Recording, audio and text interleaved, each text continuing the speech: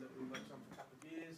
And currently I'm at the Institute of Education, Technology at the Open University. And the bottom one down here is involvement in an EdTech idea that brought together games and learning and a whole host of other things. And we have Doug there as well, who actually coded all of this. He's also very experienced and huge range of different issues there. But anyway, so that's where I come from. So this is what the plan is for this session. First of all, I'm going to introduce what design-based research actually is. Then we're going to get really kind of in depth and think about the theory, because it's kind of important that we understand that.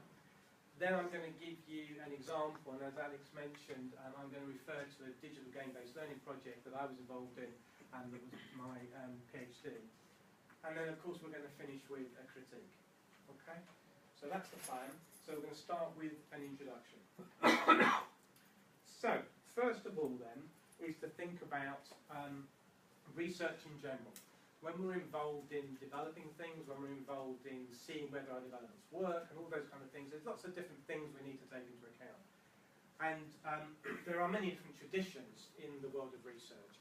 And this is one of the key traditions, investigating, researching what is happening, how it's happening, and why it's happening. So in other words, researchers go out and look at higher education institutions and find out what's going on there. They go to schools and find out what's going on there. What is the relationship between students and teachers? What is the technologies that are being used in the schools, and so on and so forth. So that's one type of research, one very, very a big approach that's used a lot of times. And where I did my PhD at Oxford, that was very, very popular, that approach. Another approach is where you narrow it down much more, and you do an experiment, essentially. So you might have working in a laboratory in a situation, which could, it doesn't have to be laboratory with bottles and cylinders and chemicals, it's not that kind of laboratory, but working in a confined area, in an area over which you have control. And so you might have two groups, your experimental group and control group, and you go through an experimental intervention to work out, whether this intervention is successful or not successful. And that kind of work is something that Beat and I have particular experience on. It has its own interests and its logic. So that's two approaches. A third approach is more appropriate for a lot of the work that some of you guys might be involved in. So, I refer to it as engineering research, but obviously computer science research, when you are starting with a notion and you've developed something. That in itself is an approach to research. And engineering, because it's easy to think that, if you're going to build a bridge, you don't just build a bridge out of your mind, you think about it, you work it out, but it's going from researching general principles to actually building something quite specific. And as I say, some of you guys doing your computer science work, that is exactly the kind of thing you do, right? You start with a problem, you think about how you might approach it, or develop it, and then you see if it works, and then perhaps go back. The fourth approach is the one I'm talking about today, though. And what this attempts to do, in many ways, is it's a reference of all the others kind of pulled together, in many ways. So, the first pair, I think of in these terms as researching what is. So in other words, with these two, it's already saying, well, there's something out in the world that's already happening, and we're going to go investigate it, either in terms of we're just going to go and observe or talk to people, or in terms of we're going to check whether something that already exists works. Is it better or worse than other things? So that's the research into the what is. And these two are the research into what might be possible. And for me, I'm more interested in this. So it fits both these approaches. Because I'm not a developer myself, I'm an educationalist and I work with developers. This, for me, pure engineering style research is not what I do. But this approach, where it involves working multidisciplinary, working with other people from other things, allows me to actually work and do these things. But the point is, it's checking out what might be possible. And these things can exist in our heads, but we ground them in research, we ground them in other people's research, we ground them in the problem and attempts to address the problem. And So I find that quite exciting, which is why I'm talking about that today. Okay, this is another way of thinking about the same question of how design-based research fits. So we have this very simple matrix, and the logic is at the bottom here, consideration of use. So at this end, the research that fits at the low end of consideration use is not interested in how whatever we're researching might be used. Not interested at all.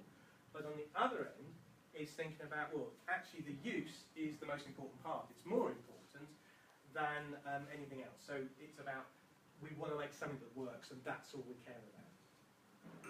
Up the other axis, we have quest for fundamental understanding. So if you think about this, if we're really interested in just understanding, I don't know, how the universe works. Okay, the universe works, not necessarily going to give us so much of use, but it's necessary. It can be really important. On the other hand, if it's low, then we're not that interested in basic research. What we're interested in is other things. So let's put some examples of people in these quadrants. So Niels Bohr, of course, doing his work with his, the physics, etc., and it's fundamental stuff. He and people like him are not at all interested in how his research might be used in practice. He's interested in discovering first principles, and you can think yourself other people who might fit and other types of research that might fit in that quadrant. To give you the opposite, we have someone like Edison. Now, Edison was really interested in developing things that he could sell and make money from. Okay, now in order to do that, he needed to engage in research. He needed to engage in investigating what's right and what's not going to work. But any theoretical understanding that he achieved in that process, he and other people like him are not that interested. Okay, that's not what it's about. It's about developing something that actually does something useful.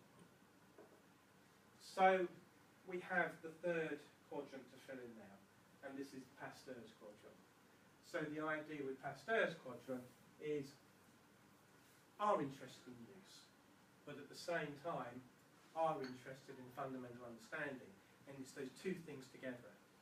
And so you can read the quote for yourself there, but the point is it's about looking at fundamental work in order to have a practical application. So it's not separating the two, it's not just about use, it's not just about fundamental understanding, but it's bringing the two together. They go, as one thing. And this is, and so it's in that third quadrant where design-based research attempts to sit.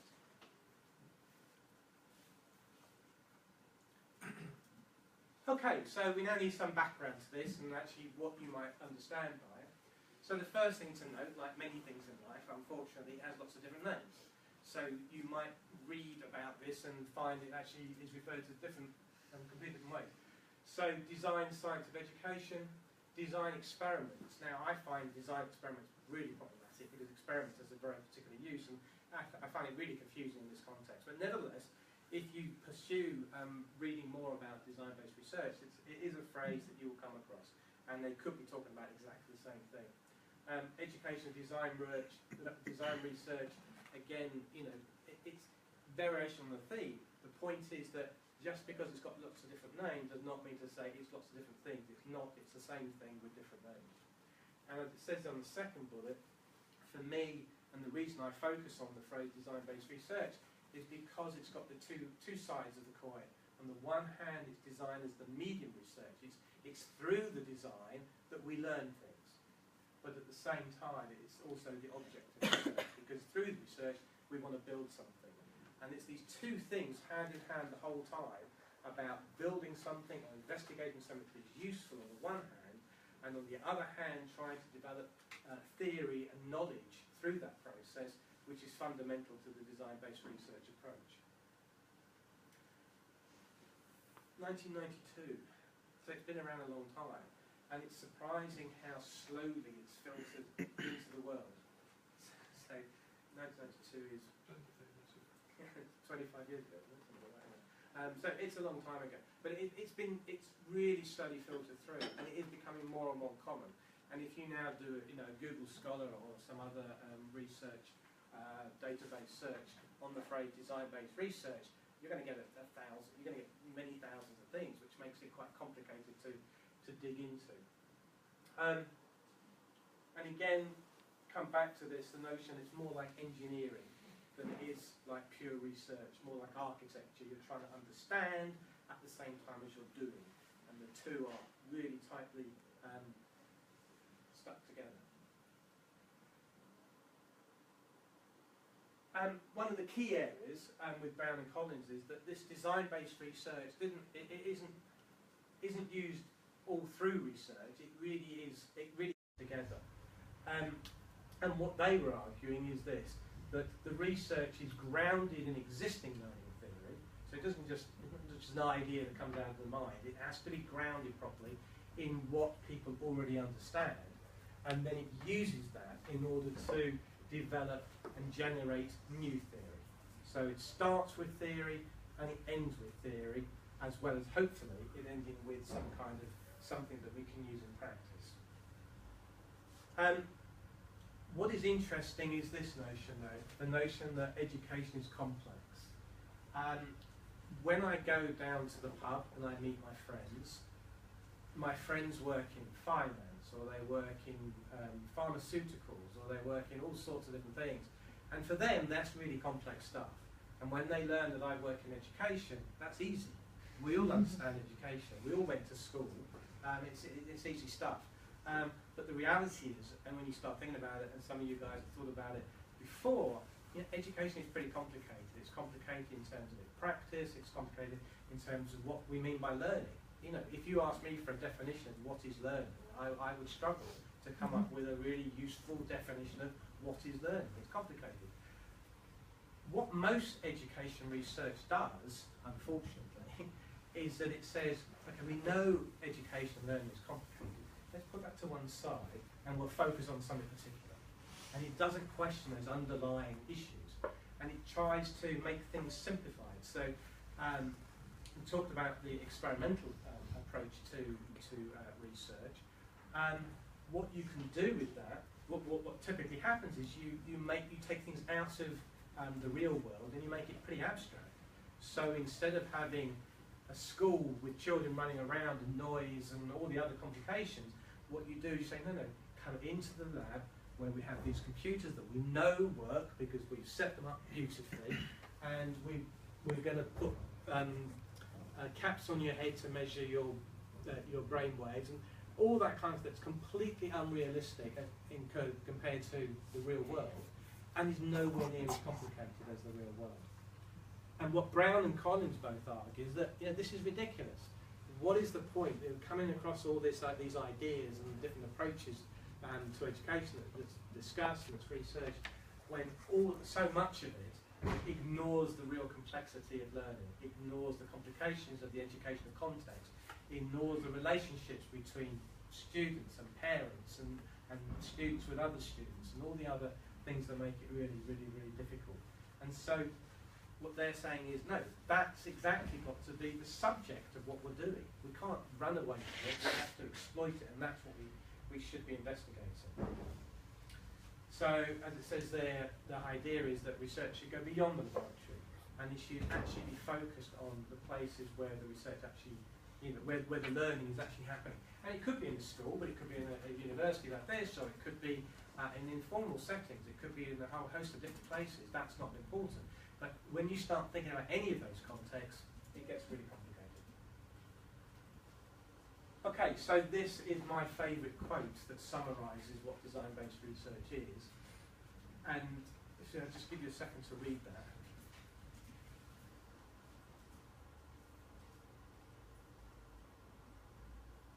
And what I'm going to do is, if my beautiful work comes out here. Okay, so I'm going to pick out some of the key words that are important. So iterative.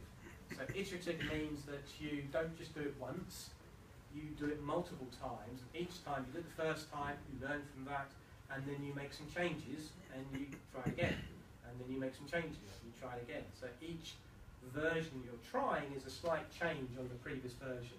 So you're iterating, working towards a solution. as we said, it's looking at practical situations. So we actually want this stuff to be used in the real world. And it recognises that they're complicated problems.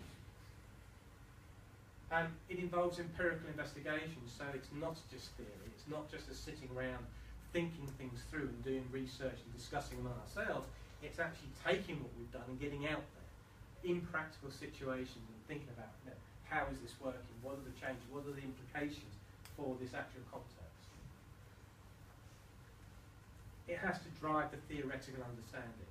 It has to drive that. It has to be part of the process. So we're not just engineers when we do design-based research. So if you as computer scientists do design-based research, you're not just computer scientists in the sense of making something, you're also computer scientists in the sense of you're developing theory. So the two things going hand in hand, side by side all the time. And this last thing, rooted in and not cleansed of complex variation. So it actually, it feeds off that. So instead of simplifying it, it actually says, no, it is the very complexity that we're interested in. That's what we're trying to address. Now, I've had lots of conversations with people in the past about this who are really rooted in the experimental tradition. So in particular, educational psychologists who are really, experimental is what they know and what they do. And for them, they kind of don't get the idea of this because they want real definitive answers. And I see this more as the metaphor I use in my own head is it's like when if you're going sailing, on a boat, and you think, well, I'm pretty sure I want to go over there because over there looks interesting. And I start sailing, and as I sail, I was thinking about, well, I'm going this way now. I need to correct my course, and I'm now going over this way. And slowly but surely, I'm getting closer to over there. But the closer I get to over there, actually, I'm learning more things about what is over there, and I might actually, I don't want to go over there. I now want to go somewhere slightly different. So it's not about doing the kind of research where you come up, this is the solution.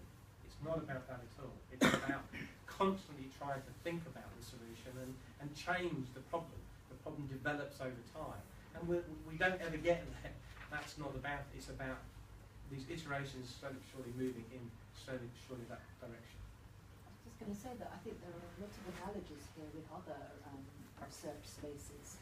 So if we think about, say, computer science, and we think about experimental, empirical computer science research, where again in the lab you would try to, as you were doing, Azim, for example, and even our discussions today, in the lab you try to shield yourself from all of the complexities of a real distributed computer system, and then you set up very, very tightly controlled experiments and you measure them diligently and you have to make sure they're repeatable. And you learn something, but that does not mean that your technology is going to go out there, outscale, upscale, translate, run in a real computing environment with your users. And this is not even with any particular kind of user or psychological or social scientific element. It's kind of the essence of a complex system. Yeah.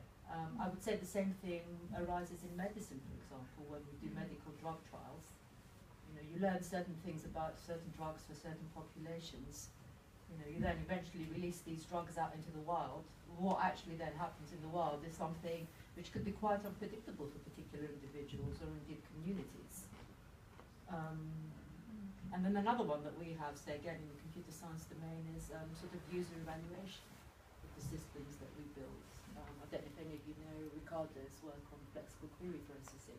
We were just again having a conversation with him about that, which is, you build sort of complicated and sophisticated technologies for users to use, but in the end of the day, your understanding increases a little bit, but as you say, you never quite ever get to the end goal. It seems to be a process of increasing understanding, hopefully through this this cycle. Yeah. And increasing uncertainty as well, and that is part of the joy of it. And right? it's part of what we do. Yeah, yeah. So I think we all of us accept that we will never get the answer. Yeah, yeah. But don't get me wrong. I'm not arguing that experimental design work is wrong or is not useful. I'm not suggesting that at all. I'm just arguing that the design-based research approach is slightly different to that and has its own merits and needs to be considered in its own terms, and it has all these connections there. Yeah. Because the world of research is complicated, but I just think for me this is one of the interesting ones because of these. It's becoming more clearer as the overarching approach that one might choose to take, and what you're trying to achieve at the end of the day. Okay, so I'm not going to go through all this, but via Alex I will give you the PDF, the presentation, so you can have this and look at it if you want. But there's a ton of different versions of this, so that's one set. So I'm not going to go through the whole lot. Here's another set. But you see the same words appearing: iterative, intervention. It's about the process. It's not about the goal, because the goal itself is constantly moving, constantly changing. It's about use, and it's about theory. So these same words are coming up time and time again, through these processes and the different ways in which you might consider it. But naturally, with anything like this, you're going to get lots of variation with a theme. One thing that does get missed a lot of the time is that it is collaborative. Design-based research is a very collaborative approach, and it's collaborative in many different dimensions. So it's collaborative between, so in the world of education, between people like me, educationalists, and people like Beata, who are more technology orientated than I am. It's that collaboration is when it really starts to grow. But it's not just collaboration between us, it's also with professionals. So teacher, educator, we work in the world of education, but we need them to be engaged with it. But that's not enough. It's also the students, it can also be the parents, it can also be the school system. So it's about trying to bring these various stakeholders together. And it's not, one of the things that I often say is the notion of participatory design. Yeah, the notion that when we're developing our tool, it could be a piece of programming, we have to do participatory design, involve our users in the thing we're making. And I think participatory design is really very, very useful. But I have one key caveat, is I very rarely believe the participants. It's about interpreting what the participants can do, not taking it. They've said it must be black. Woohoo, it must be black. It's more, they've said it must be black. Well, why are they saying it must be black? What does that mean? Let's unpack that. Why have they come to that conclusion? So, say design-based research is typically very collaborative, and trying to engage people, not as these irritating things that we need to build our software for, but actually they are integral to the process. They're the other side of the process, and very, very important. Okay, so one of the things that I keep talking about is the iterative nature of this, and so this is a representation of that. So starting off with an analysis of a practical problem. So it's not just a problem we've made up, but think about it. What's actually the issue? The project that Beata and I were on was all about children learning fractions. Why fractions? Well, because we know that learning fractions is typically one of those areas of mathematics that children find quite challenging. So there is a problem there, and teachers often find it quite challenging to teach. So there is a problem, we want to try and address that, we want to investigate that. Having identified that problem, then it's thinking about developing a solution, okay, an idea of how we're going to address this. And you do that, again, not just by making it up, but by going back to what's already been done. We work in a world of, there's huge amounts of research that's happened already, so you go back and investigate that, learn from that, and it's not so you think, right, I'm going to get the solution, it's so that you get a working solution, something, a piece of working practice that I can now investigate. And it could be something very technological. Design-based research is also used not just in people like us working with technology in education, but also people who are developing an intervention that involves a teaching assistant and a teacher using pieces of paper. So it doesn't have to be technological, but it's working out what is our best guess based on the problem, based on the research that's gone before. Once we've done that, we do the iterative cycles. So this is the notion where I was saying before, you having developed something, you then go and investigate it in an empirical setting and find out what happens.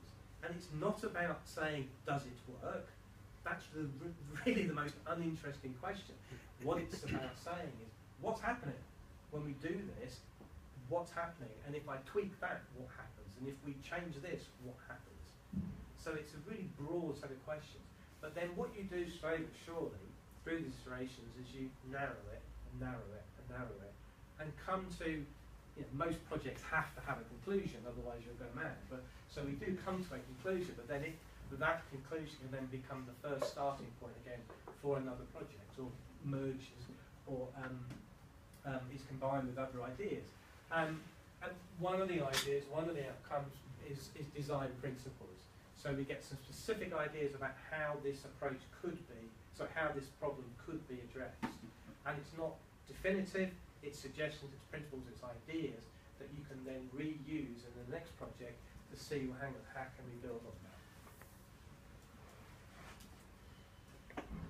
Okay, I've talked enough already. Just checking my time. What I wanted to do at this point is whether some of you could suggest, can you think of, knowing what you do in your specialism and your interest, how you might come up with a design-based research project? So what do you think? So someone has to speak, otherwise we stand here and say. Go for it. So my area is learning analytics, Okay. Data analysis from education context, and I look specifically at exploratory, open-ended learning environments, and I try to understand what data is worth collecting from those environments, as well as how is it worth investigating the data, and what visualizations are worth producing with the data.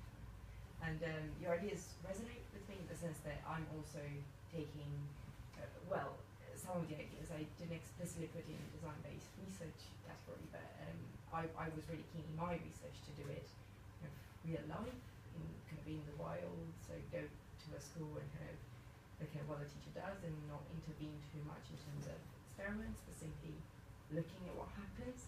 And especially I think for learning analytics aspects, that's especially relevant because the whole point of learning analytics is to look at what happens in the real environment, to my mind, one of its main points, and understand what can be drawn from it, because experiments can be drawn out maybe in a lab as well as being done at school, but one of the most important things about this value of data collection and massive data analysis is that you can look at the real environments and extract stuff from them without intervening. That all sounds cool, but at the moment you're telling me you're observing something. Yeah.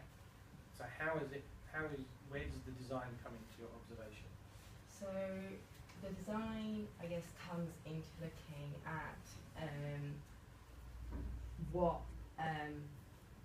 am I actually looking at, and what are the parameters that I want to extract from these parameters, and how will I actually manipulate them. So the specific things that I'm looking, my main research question is what makes an effective student in such exploratory learning environments? What are the different characteristics that and behavioural patterns that students apply in these environments? So I guess my design. I share that interest. So I guess maybe I don't know, but I guess the design is trying to see that. Okay, so I can collect this data. There are different. First of all, designing my data collection in the first place. What do I collect? How do I collect it? What do I use? Video? Do I use audio? Do I use logs? Do I use etc.? And then how do I then manipulate that data? What specific features do I look at? Or parameters do I measure? And how do I then visualize them? Okay. I mean that's fine. I think one of the things that would make it more design. And I'm not saying it should be more design-based research. You've got to do what's right for you. But what I'm saying, what would make it more design-based research is that you actually would design a tool that is collecting the data that you need in order for you to start making your inferences and start trying. So the tool will be set up to collect certain types of data, perhaps, and then through your iterations, you might tweak the type of data it is collecting. So it's actually making something. And the something doesn't have to be a piece of software. It could be, as I say, it could be a piece of learning design. It could be a session, whatever. But yeah, but that's cool. But you get the connection. Yeah. Cool. Anybody else? No one brave enough?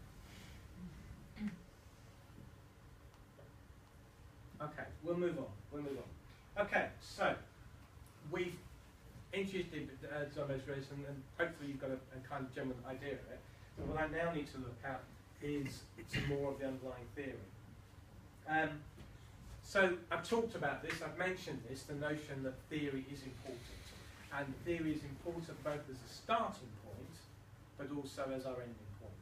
And what we're trying to do is to move from the theory that we can establish out of the literature, out of other research that we've come across, and then by doing our design, making something, and putting it in practice, and then doing iterations, hopefully we're working towards this theoretical output. So the idea is this bit here advances theory, but doesn't demonstrate the value of design because it's not too much concerned with that. If we design this for this context, then we're going to have this kind of output. And this thing that we're designing is grounded in the starting point. And then through this, we have the cycles. So going through, starting with theory, doing empirical research, adjusting the theory, doing empirical research, adjusting the theory and the design, doing empirical research, adjusting the theory and design, doing empirical research, and so on and so forth. So it's this cycling, this going through this process. It's not just about designing something in one hit, it's about returning to it multiple times so that you can base what you've currently got on what has gone before, but each time it's slightly different.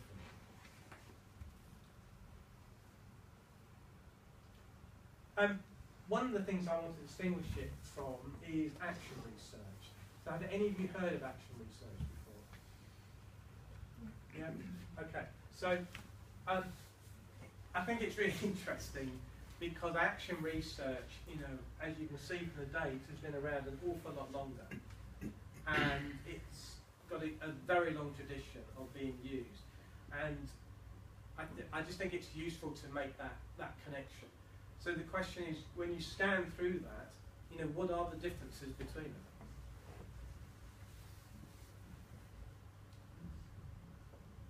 What can you see that's different?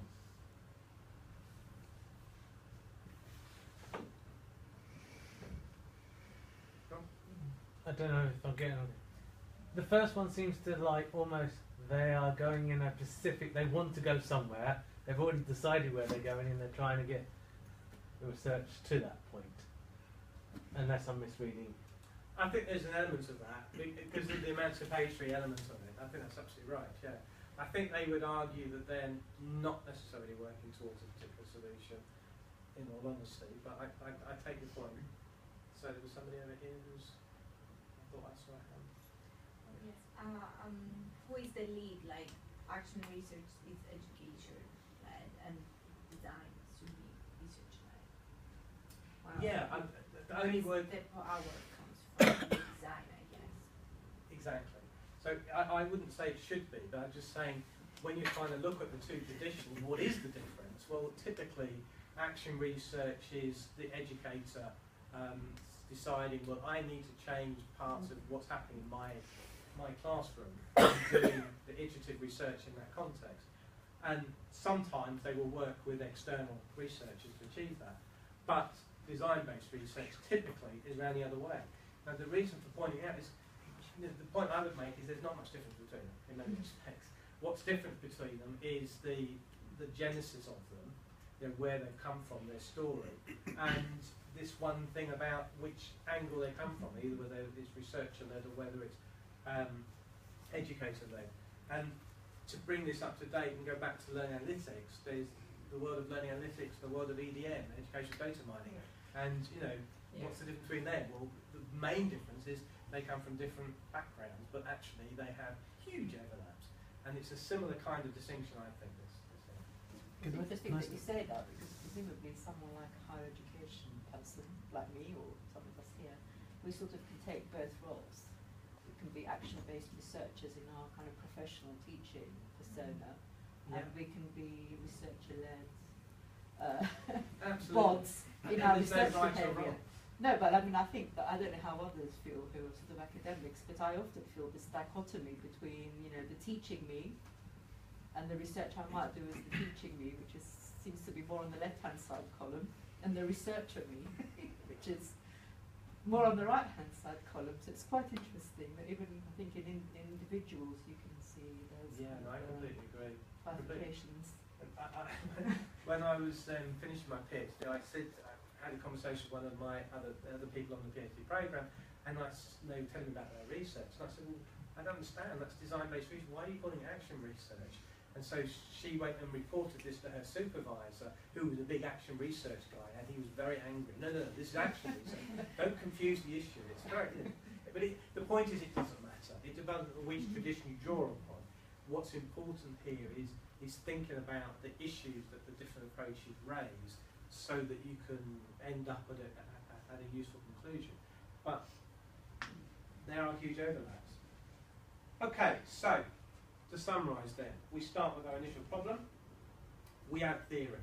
The theory grounded in the research that we've uncovered, the literature, etc. From that, we propose a solution, an intervention. So a solution to the problem we've identified that's grounded in the theory that we've identified. And the theory is the theory. It could be learning theory, but it's also computer science development theory. It's all these different things you might be learning analytics theory, whatever. It's you drawing on that from whatever the content, whatever's relevant to what you're trying to do, and developing this intervention. And from there, you then go and do the iterative empirical research, go into the real situation to try it out. Does it work? And you'll be able to spend days in classes with hundreds of real children trying this out. And it's amazing. It's completely different. When you think through something in your mind's eye, when you're trying to develop something, it's completely different when you actually go into the real world and actually use it. As Alex said, it just changes. However you try it, it just changes.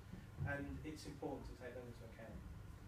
So the idea is that together gives you the effective intervention, plus of course, hopefully we add a little bit to the theory.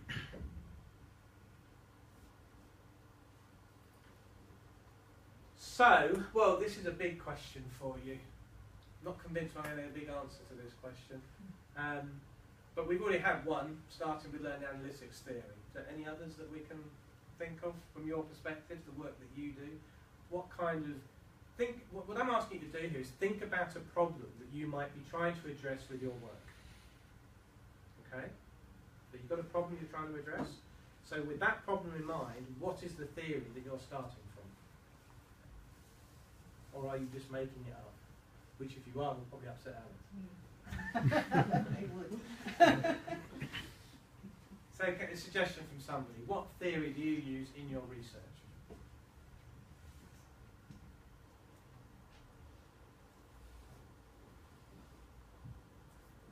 I'm working on, I am starting to work now, and we are working on doing a computer application to implement a methodology that they are using to teach maths through sports.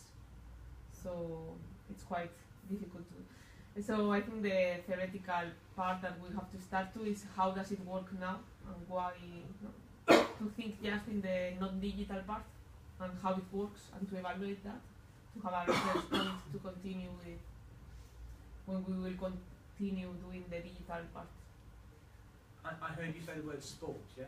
Sports, Yes. physical exercise. Yeah. So there's a huge research tradition in sports, and so that should be one of the sets of theories that you think about when you're thinking about your possible solutions. It's not, we come in it, I'm an educator, you're a computer scientist, so that's where you start from, but that's inadequate. You can't just base it on that. You've got to think sideways. What else is relevant to the thing I'm trying to do? So in education, it's not just you went to school. It's not just that your cousin goes to school, but it's looking at learning theory as well. So it's about drawing on these different traditions. And it's really important that you do that, because it's through bringing these two things together that don't belong together. They crash and suddenly new ideas emerge from that, which may be completely useless, but often, or occasionally at least, has some really good things in there that you can draw upon and use. So it's really important to draw from these completely different perspectives, not just focus on what you know. And if you don't have the expertise in other areas, well then speak to people who do and draw on it that way. It's not sufficient just to go straight down the line. Okay, so what I'm going to do now, we've talked about this in theory, and I've said the same words in different ways multiple times, so I'm now going to turn it into this practical, actual thing, process that I went through. As I say, it was my PhD. And it was, as I say, a digital game-based learning project. So, this is what it was. As I was putting this together, I forgot the fact that Doug is the person who designed this, but that's another story entirely. Doug's a friend and colleague of mine. It's just odd for him to see it, I think. Okay, so this was the project. Right, so in this project, I keep talking about iterations. Well, I used 3 cycles in my design-based research project. And as you see, the phrasing I use there: design, intervention, analysis, and reflection. So for each of the 3 cycles, there's the 3 steps.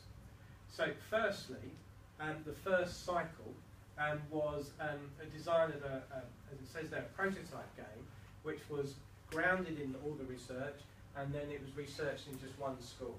So I would sit with a child and the computer and the game, and I would watch them, I would talk with them, I would ask them questions, and they would get confused and bored and happy and sad, and it would be a wonderful conversation. And I worked with 3 children over a period of about 2 months, and so I would see them maybe once a week. It wasn't huge, but at the same time, with the children that I should have mentioned this actually. Sorry, take a step back. The mathematics that we're dealing with in this project is really, really basic mathematics. So if I said to you, if I tell you that 3 plus 4 equals 7, can you now tell me what 4 plus 3 equals? And the children that we're talking about could not. And I'm not talking about young children, I'm talking about 12, 13-year-old children. Okay, so this is really quite fundamental stuff.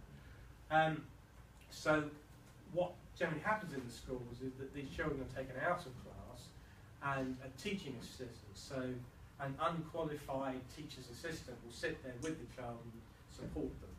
And so the idea of the game was to try and support that process, so support the teacher assistant, support the student making progress. So say step 1, cycle 1 was developing this thing and then researching it in the one school, grounded in research. The second iteration was based on the outcomes of the first empirical study. Also, going back to the original theory, the original research. So it's not just enough to think about what I did yesterday. You've got to think, well, hang on a second, I'm sure I've read some about this, or this has raised an issue I didn't think about before. I need to go and investigate that now to try and improve my approach to things. So in this one, it says there, based on the first cycle, I went into 3 conventional school contexts. So basically what this meant was I set the game up in 3 schools on their computer suites, and then said, "Hi, you happy with that?" They were, and I left. And I went back a month later and observed and talked to people and so on and so forth.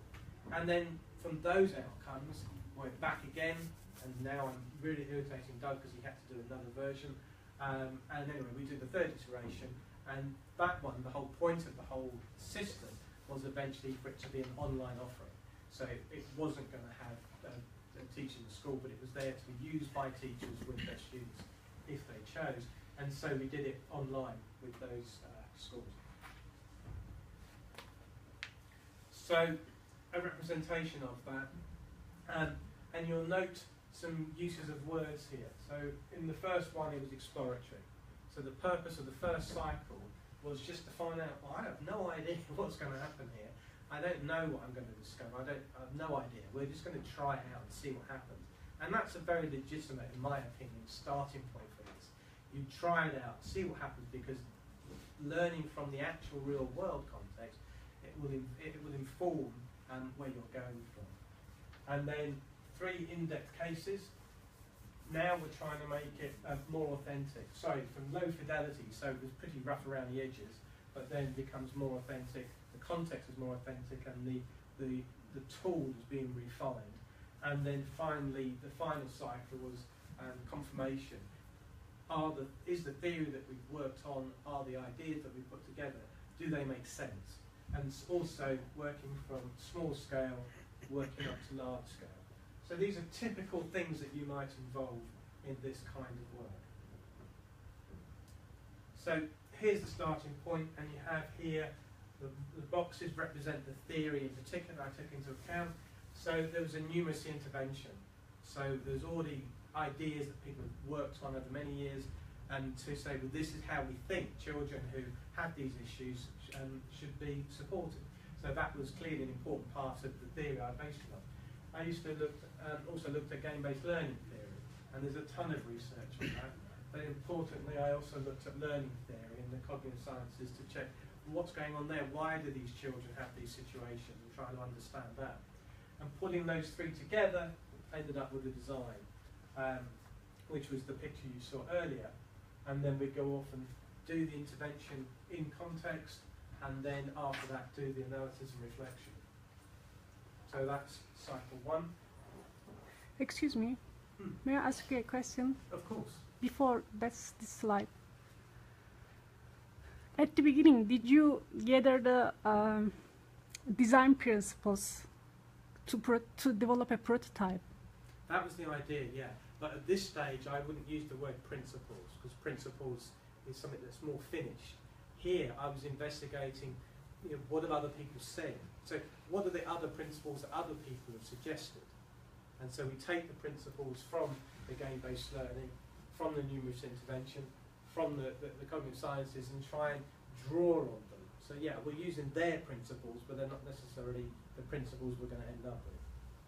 For the first prototype, right? Yes. Okay. Yes. So this is essentially, so this design is the first prototype. Yeah. I see. Thank you.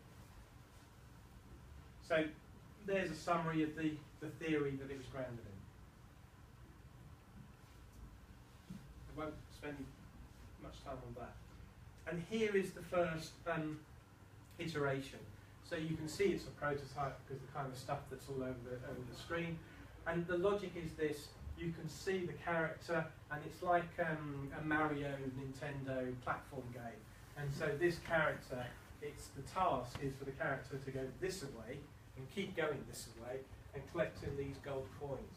Now, one of the things that delighted me was that the children, some of them denied ever playing such games, but they all knew instantly that their task was to go that way and to collect the gold coins. I never said that was what they had to do.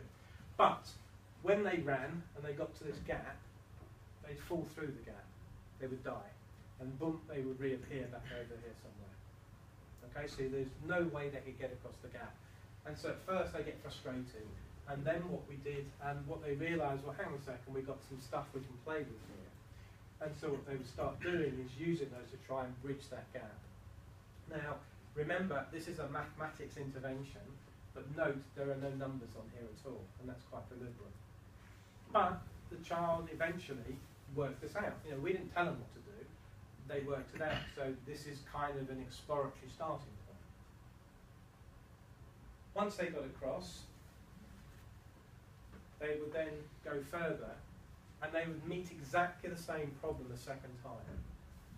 And again, we've not given them any extra information. This is all the information they get. It's exactly the same problem, but note this time the blocks and the gap are labelled with the digits. And then they would go further again and get exactly the same problem a third time. But now there's no blocks, it's just the digits. So the ambition, and this is based on the, if I go back, whoops, go back to there. So notion of the guided constructivism, repetition and practice, modes of representation, spiral curriculum, it's all this stuff being brought into the game. In particular, the spiral curriculum, the idea that we slowly but surely build up the principles, slowly but surely build up the complexity, and allow the child to actually add things on all the time. And then to practice what they're doing. So there's exploration, followed by practice, followed by exploration, followed by practice. And that repetition all the way through was the ambition. Okay, so having done that first version, we then went back, all the way back to this theory again, taking the analysis and reflection, drawing that together in order to design the new iteration, which again, we would then go and do the intervention. So this time, this was in the 3 schools. And then the analysis and reflection again, and again drawing back on the original research to try and say, well, what have we learned? What's coming together here? What's making sense? What are the things that what are the new questions we've discovered that we hadn't thought of before? So it's not that there is one question we need an answer to, it's about exploring these things and using these iterations to discover more, to challenge more, to find out, refine, open things. And your progress in the research is not linear. It's like this, and you do good stuff, and then it's rubbish, and then you do another bit of good stuff, and then it's rubbish again. And it's trying, and the direction changes. I don't want to go there anymore, I want to go over there now. And that's all part of this process. It's not about definitive finished stuff, it's about exploring and building and refining on an ongoing basis. So then the third iteration, again, new design, again referring back to the original theory, referring back to the analysis and reflection, again an intervention, again analysis and reflection, and the ambition to come out with these two parallel things. So thinking about the design itself, have we got something that is now useful? Is it an intervention that could have any success and be useful in the classroom on the one hand, but also what have we learned on that process? What have we discovered? And the discovery is not necessarily just about, well, it works better if it's blue than red. It could be far more fundamental things. So these were the things that I did come up with. And these are the kind of things that it became apparent that would be really useful to involve in these, in such an intervention. And again, I am not claiming and did not claim that this was a great intervention. What I do claim is that it was a great process, and I learnt an awful lot on the journey towards making the outcomes. But these were the kind of things that, you know, it's purposeful. So it's not in, one of the things I learned, it's not enough just to make something that's got a vague idea. You've got to, it's really useful if you get to be specific about what it is we're trying to achieve. It's constructivist, so it gives those opportunities for the child to construct their own knowledge. But at the same time, it's quite constrained, so it's not, they can't go all over the shop, but then it's also behaviourist. So it's bringing the two sets of learning theory together. It's not enough to construct knowledge, you also have to practice the knowledge, and it's bringing those two together. So, various other principles there. But for me, one of the things, this was my final Shazam at the end of the thesis, was this notion that a digital game that implements those design principles that I just went through might function as an artifact that both supports individual learning and stimulates scaffolds and mediates dialogue. And so this, for me, was the fascinating bit. When I started the project, it was about a child and a computer playing a game. And let's be fair, a lot of the software that we develop is about an individual working with a piece of software to do something, right? That's what it's designed for. One of the classrooms I went into, they had their computer suite in a big U of tables with 30 computers on. And there were 5 children who were in this group. And they put the 5 children sat next to each other. And then they started playing the game and working their way through it. And what was amazing was they just started to talk about it. Which I know is not radical, but they did. They talked about it. And it was that conversation between the children with one another that I hadn't thought about at all. That actually was where a lot of the learning was taking place. So the children didn't really realise that they were talking about mathematics, they were talking about the game.